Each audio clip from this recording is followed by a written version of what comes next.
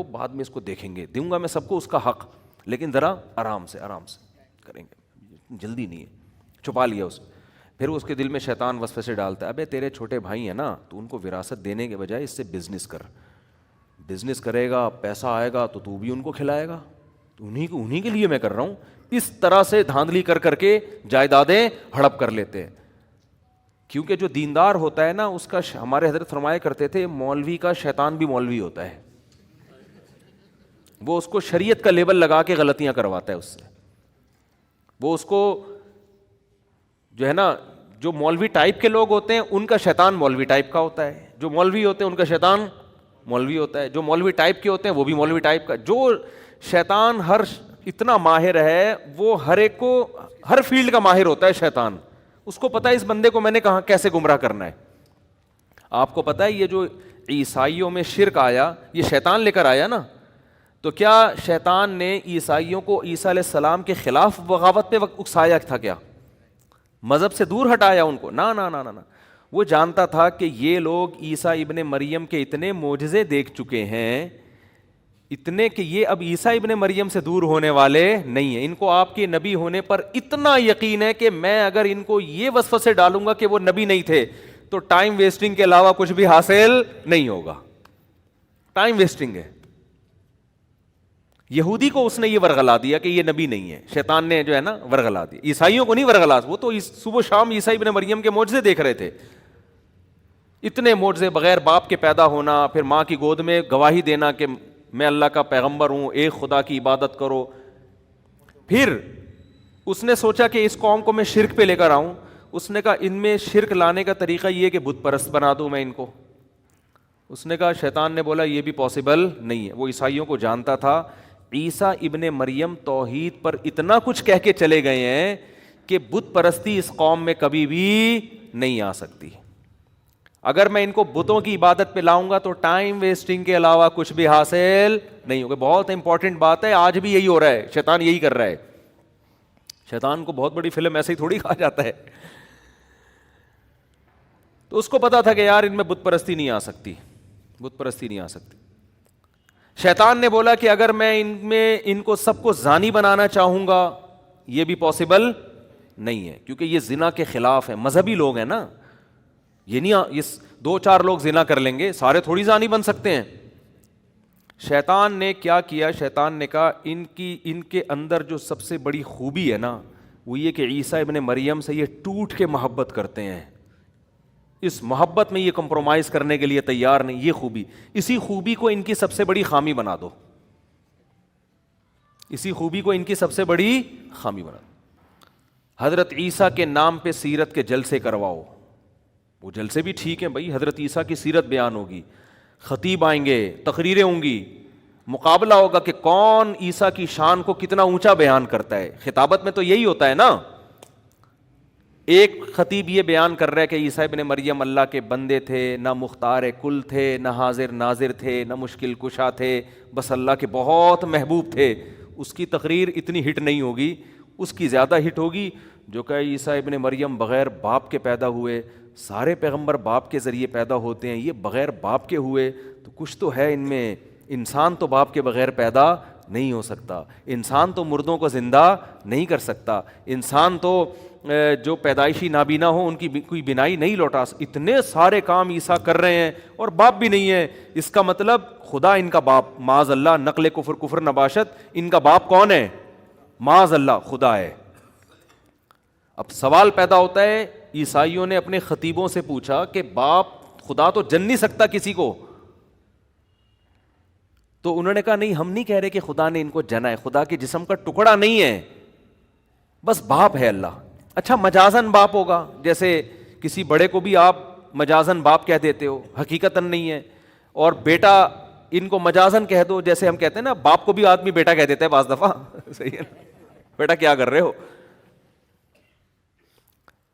یا کسی دوست کو بیٹا کہہ دیتا ہے, یا کسی بھی چھوٹے آدمی کو بیٹا کہہ دیتا ہے محبت میں, حالانکہ وہ بیٹا نہیں ہوتا, تو مجازن کہہ دیا ہوگا بیٹا. تو اگر ہم مجازن مانتے ہیں تو پھر تو مجازن کسی بھی پیغمبر کو کہہ دو بیٹا. تو عیسیٰ کی کیا خصوصیت ہے؟ انہوں نے کہا نہیں, مجازن نہیں ہے, حقیقتاً بیٹا, لیکن اللہ کی ذات سے نکلا نہیں ہے. جب نکلا بھی نہیں ہے تو پھر کیسے؟ ہمیں نہیں پتا وہ ہے. تقریر میں آپ جیت گئے. بہرحال سمجھ رہے ہو کہ نہیں سمجھ رہے بھائی؟ تقریر میں تو آپ کیا ہو گئے. اور ان کو پھر تورات کی ایسی آیتیں بھی مل گئیں, کیونکہ جب آپ کوئی فاسد نظریہ فرض کرتے ہو تو آپ کو اپنے مطلب کے دلائل ہر جگہ سے مل جاتے ہیں. یہ بھی ہے. جیسے ہمارے پروفیسر غامدی صاحب, وہ جو مرضی پھینک دیں کہیں نہ کہیں سے آیتیں نکال کے لے آتے ہیں. وہ کچھ بھی کہتے ہیں کہیں نہ کہیں سے مل جاتی ہے. یہ تو ہر ایک کے ساتھ ہے. آپ کو اقوال مل جائیں گے, آپ کوئی بھی قول لے لو, کہیں نہ کہیں کسی تابعی کا ضعیف قول حاشیے میں لکھا ہوا آپ کو مل جائے گا. تو گمراہ لوگ یہی کچھ کر رہے ہوتے ہیں. بھائی اس قول کو کسی نے حیثیت نہیں دی, اس کی کوئی ویلیو نہیں ہے. تو یہ کیا ہوا کہ یہود و نصارہ میں, عیسائیوں میں اسی طرح سے کیا ہوا, حضرت عیسیٰ کی سیرت میں مبالغہ, بہت زیادہ اہمیت بڑھانا شروع. پھر اس پہ کتابیں, پھر اس پہ مناظرے. ظاہر ہے اس وقت حق پرستوں نے مخالفت کی, لیکن لیبل ایسا لگا تھا عیسیٰ کی شان بیان ہو رہی ہے, تو ظاہر ہے لیبل سے لوگ دھوکہ کھاتے ہیں. تو وہ پادری جو توحید پرست تھے, جو عیسیٰ ابن مریم کو اللہ کا بیٹا نہیں کہتے تھے, ان کی تحریک آہستہ آہستہ دبتی چلی گئی اور وہ مارکیٹ سے آہستہ آہستہ شارٹ ہوتے چلے گئے.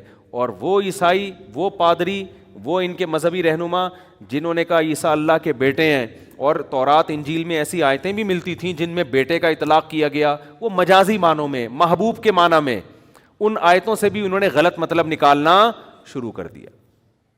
اور نکالتے نکالتے نکالتے نکالتے یہاں تک نوبت پہنچ گئی کہ بالآخر انہوں نے بیٹا قرار دے دیا, اور یہ عیسائی مذہب کا حصہ بن گیا. تو شیطان نے عیسائیوں کو عیسیٰ علیہ السلام کی محبت ہی کو بیس بنا کر گمراہ کیا ہے. تو شیطان یہ سمجھتا تھا کہ عیسیٰ کی بغاوت پہ لا کے ان کو گمراہ نہیں کیا جا سکتا. یہی کام شیطان آج اس امت مسلمہ کے ساتھ کر رہا ہے. جب جس نے اپنی ٹھڑک نکالنی ہو نا دشمنی کی, توہین, اس کے الفاظ سے آپ توہین نکالو اور اس پہ چشمہ کر دو. میرے پاس ایسے ایسے واقعات ہیں نا, آپ کے رونگٹے کھڑے ہو جائیں گے. مجھے ڈر یہ ہوتا ہے کہ کہیں یعنی نام لیے بغیر میں مبہم طور پہ ایسے واقعہ سنا سکتا ہوں. میں اسپیسیفک کہیں پوری واقعے کے ساتھ بتاؤں گا تو شاید مسئلہ خراب ہو جائے, میرے لیے معاشرے میں چلنا مشکل ہو جائے. توہین رسالت کے نام پہ ایسا بھی ہوا ہے کہ آپ نے کسی سے, آپ کی ذاتی دشمنی تھی, آپ نے نادانستہ طور پر نا اس شخص سے ایسا کام کروا لیا جس میں اس کی نیت بالکل بھی نہیں تھی, اس کو پتہ ہی نہیں بیچارے کو ہوا کیا اس کے ساتھ. عدالت میں کیس کیا, لوگوں کا اتنا ہجوم پہنچ گیا کہ وکیل کو یہ ڈر ہوا کہ اگر میں نے اس اپنے موکل کا کیس جیت گیا نا میں, تو لوگ مجھے بھی قتل کر دیں گے. وہ یہ جانتے بوجھتے ہوئے کہ جس کی طرف سے میں وکالت کر رہا ہوں وہ قطعاً توہین کا مرتکب نہیں ہوا ہے, اس کے باوجود اس نے اس کو جیل کے اندر بھجوایا ہے. اور یہ سب نام عشق رسول کے نام پہ ہو رہا ہے. صحیح ہے نا؟ میں مانتا ہوں کہ توہین رسالت یا توہین اہل بیت یہ بہت بڑا جرم ہے, اس پہ قانون بالکل صحیح ہے. توہین رسالت کے مرتکب کی جو سزا پاکستان کے قانون میں لکھی ہے بالکل ٹھیک ہے, لیکن بہت سے لوگ مذہب کا لیبل غلط استعمال کر کے ایسے قوانین کو غلط استعمال کرتے ہیں. بہت سارے لوگوں کو بے گناہ, جج تو گواہی دیکھے گا نا, اس کو کیا پتا. تو خیر یہ بڑا حساس موضوع ہے, اس میں ہم گئے تو پھر بڑے مسائل ہو جائیں گے, لیکن جو بھگتتا ہے اسی کو پتا ہوتا ہے. لیکن آپ دیکھو جذباتی لوگ نعرے لگوا لو, دھرنے دلوا لو, کوئی سنجیدگی سے, کوئی ذہن خالی ذہن ہو کر کسی ٹاپک پر سوچنے کے لیے تیار ہوتا ہی نہیں ہے. رسول اللہ صلی اللہ علیہ وسلم نے فرمایا ایک صحابی سے کہ تمہارے اندر دو چیزیں ایسی ہیں جو اللہ اور اس کے رسول کو بہت پسند ہیں. لوگ اکثر کہتے ہیں نا دیوانگی کہ ہم دیوانے, اس معاملے میں ہم دیوانے, ہم نے عقل کو ایک طرف رکھ دیا ہے, ہم بالکل پاگل ہیں, اس پاگل پنے پہ ہمیں کیا ہے خوشی ہے, ہم فخر کرتے ہیں. یہ سب قرآن و سنت کے خلاف ہیں. اسلام کسی معاملے میں پاگل پنے کو پسند نہیں کرتا, کسی معاملے میں جذباتیت کو پسند نہیں کرتا. کیوں؟ نبی صلی اللہ علیہ وسلم نے ایک صحابی سے فرمایا کہ تم میں دو چیزیں ایسی ہیں جو اللہ اس کے رسول کو بہت پسند ہیں.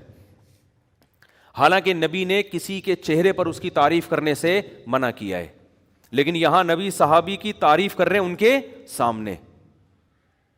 کیوں؟ اس لیے کہ وہ اتنی قابل تعریف چیزیں ہیں کہ اللہ کے نبی نے عام اصول سے ہٹ کے ان کے چہرے پر ان کی تعریف کی کہ یہ ایسی زبردست کوالٹی ہے. جیسے آپ کو پتا ہے نا کہ یار میں اس بندے کی اس کے منہ پہ تعریف کروں گا تو اس کے خطرہ یہ چوڑے میں آ جائے گا اور اس میں کبر پیدا ہوگا, لیکن بعض دفعہ ایسی صفت ہوتی ہے آدمی کہتا ہے یار جو مرضی ہو جائے یہ تو اس کے سامنے بیان کرنی ہے یار ایسی کوالٹی ایسی زبردست. یعنی بعض دفعہ آپ کو کسی سے حسد ہوتا ہے, جیلسی ہوتی ہے, لیکن وہ ایسا کام کر لیتا ہے آپ حسد کے باوجود کہتے ہو یار ماننا پڑے گا اس بندے نے کام بڑا خاندانی کیا. یہ بندہ جو جہلم گیا نا اور اس نے جو 48 گھنٹے کا ٹائم دیا اور پوری ٹائم دے کے تمیز سے واپس آیا, اگر آپ میں تھوڑی سی سینس ہوگی نا, آپ کو کتنا بھی حسد ہو, آپ کتنے بھی جیلسی ہو, آپ کتنے بھی ہمارے نظریات سے اتفاق نہ کرتے ہو, آپ بولو گے یار کام کیا کر دیا ہے خاندانی, اور سامنے والے کے پاس پنپنے کا کوئی موقع دیا نہیں. اب آپ کلپ ریکارڈ کراتے رہو, بیٹھتے رہو, پھینکتے رہو بیٹھ کے, پبلک تو اب بھی سن لے گی آپ کی. اب اس کی ایک یہی مثال آ گئی. میں اپنی تعریفیں نہیں کرتا الحمدللہ, مجھے شوق نہیں ہے, میں قابل تعریف ہوں بھی نہیں, لیکن یہ ایسا خاندانی کام ہو گیا نا کہ میرا دل کیا یار کوئی کرے نہ کرے ہم خود ہی کر لیں یار. میرا اپنا تھا, اتنا جوش میں آ گیا یار کام ہم نے کیا کر لیا ہے, خاندانی کر لی.